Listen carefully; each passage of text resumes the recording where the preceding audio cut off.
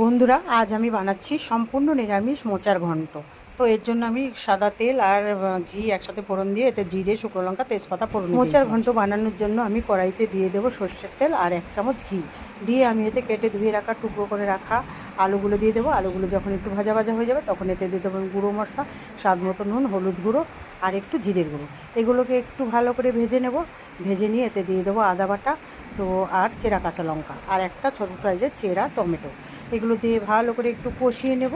কষিয়ে নিয়ে এটা ঢাকনা দিয়ে একটু ঢেকে দেবো। ঢাকনাটা খুলে মাঝে মাঝে আমি একটু নেড়ে চেড়ে নেব। তো যখন প্রায় হয়ে আসবে তখন আমি এতে আর একটু নেড়ে চেড়ে ভালো করে এতে দিয়ে দেবো আমি পছন্দ মতো একটু মিষ্টি, আর দিয়ে দেবো একটু ঘি। নামানোর আগে দিয়ে দেবো গরম মশলা গুঁড়ো। তো এইগুলোকে দিয়ে আবার একটু ভালো করে নেড়ে চেড়ে নেব। তোমরা দেখতেই পেলে নুন দিলাম আর ঘি দিলাম। এইবার আমি দিয়ে দিচ্ছি গরম মশলা গুঁড়ো। এবার আমি একটু ভালো করে নেড়ে ছেড়ে নেব।